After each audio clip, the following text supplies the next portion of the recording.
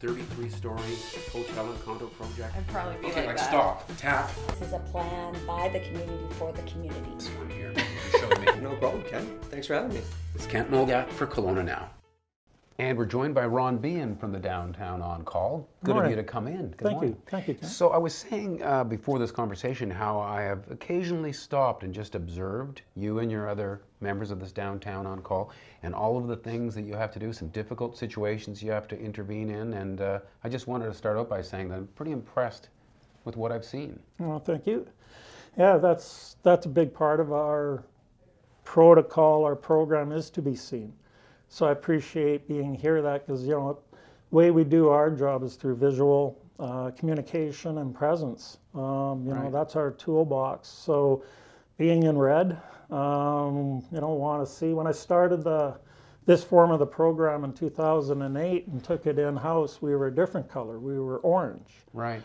And it was, we kind of work in with the groups on the street, the people on the street. Back then we were known as the pumpkins, and now we're known as the cherries. So the color and the, you know, the presence does mean a lot to everybody, you know, the people on the street and in the businesses. So there's about half a dozen of your people out there. Tell me, what is your mandate? What are the main goals for your group? For the Downtown Kelowna Association, you know, we want to make the downtown a fun, safe place for everybody and clean, for everybody who works down here, work and play. So that is our main function, is to keep this, you know, to keep the downtown that very thing, fun and safe, and a great place to work, great place to come and play. We look forward to our tourists.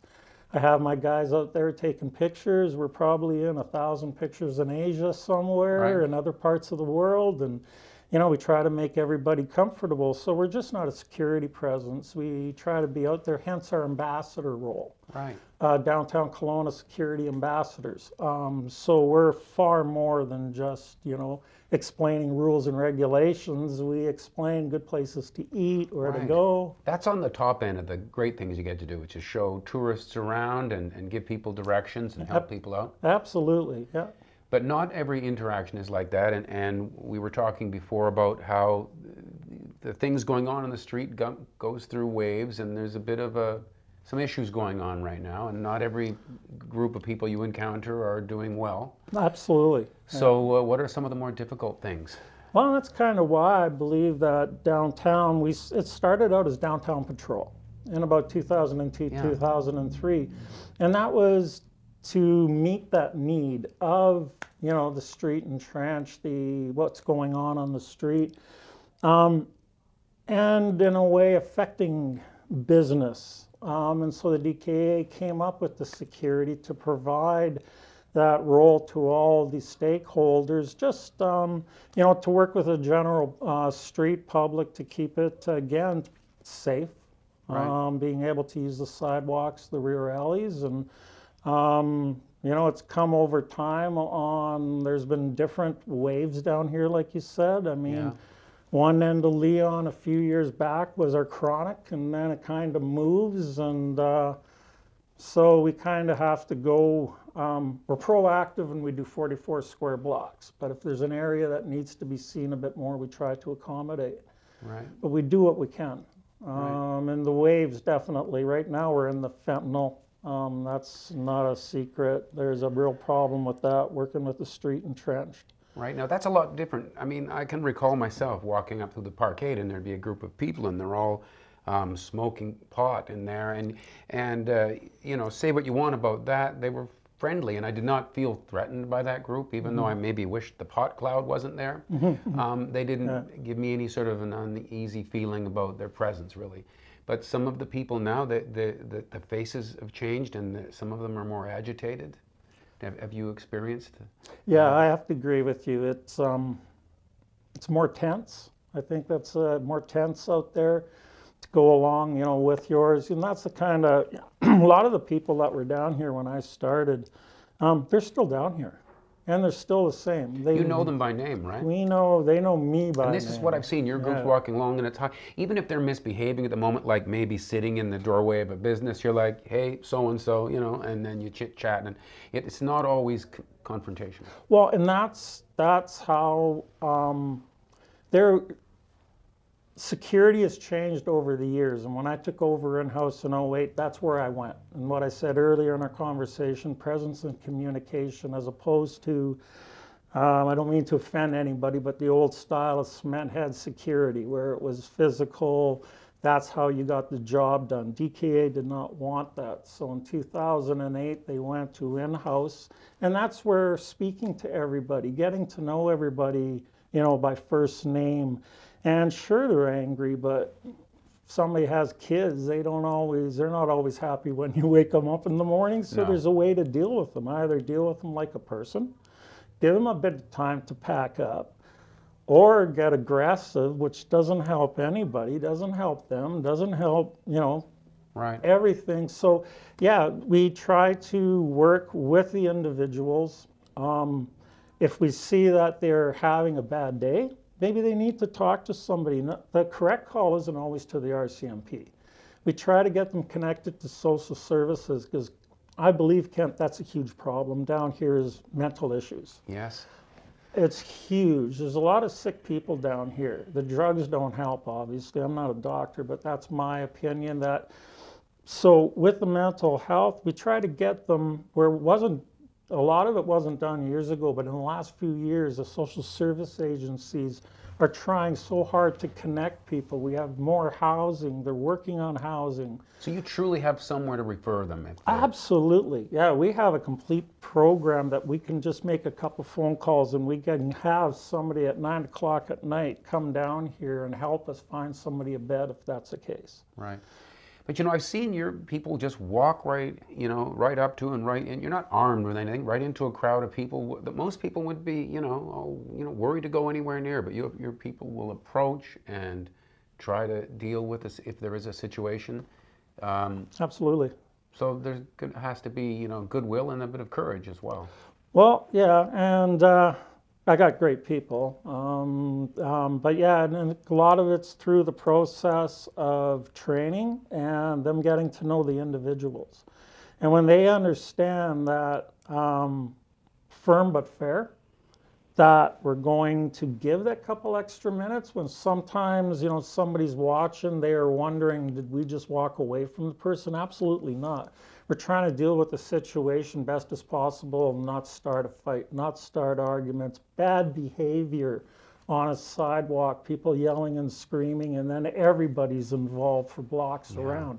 We try to get around that, and you know what? We get great communication, great participation from the people when you deal with them like that. Right. But then we get it cleaned up, and I also have a clean team, so my guys will come in, and if need be, because it's our working relationship with the street and trench, they'll even clean up for us. But if somebody's having a bad day and they walk away, well, we'll get that taken care of. So and sometimes the message is, guys, you need to move on because someone's trying to do business here. Always is. So you have to gently tell them that, and then you can add, and can you pick up your stuff too? Absolutely, and they'll listen to you. They'll clean up. So you've got a bit of rapport at least with some of these people. We have, I'm very happy to say I believe we have a great rapport. We don't have bylaws to work with. We don't have the criminal code to work with. We have suggestions, and we suggest you're doing something wrong, because anything can come back and you said this, and now we have so when we deal directly with them, explain to them, like I have my guys, it's just like a child. You got to explain to them what they're doing wrong before you tell them not to do it. Right. So excuse me, you're on private property, we're going to need you. Now they know. They're not sitting there and they're going, well, why are you telling me to leave? You've given them an option for an argument.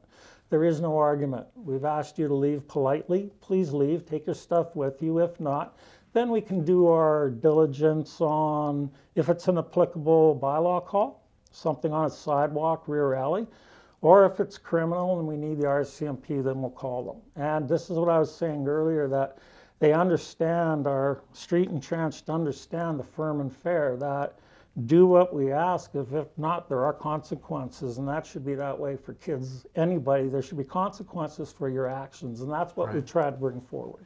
And do you get feedback from the businesses that see you walking past? And Well, yeah, and rightly so, and that's through our education. We try to explain what we're doing and how we work, because we really, other cities in the West here have lost their street security. Vancouver lost theirs, and so did Abbotsford, because they were doing the old style street security, being physical. being too heavy-handed with people? Yeah, and they've lost. Their DKA have lost. Their downtown, or not DKA, because we're at Kelowna, but their downtown associations have lost the security. Well, because the people just sort of started to see you as an angry and arm of the law and someone to oppose, I guess. I mean, that's what happens if it's improperly approached, I guess. I believe, well, and it's also in the conveyance of the message they're trying to give. I don't want to make the RCMP or the police sound bad, but Absolutely not. But you're trying to, you're sort of in between, aren't you?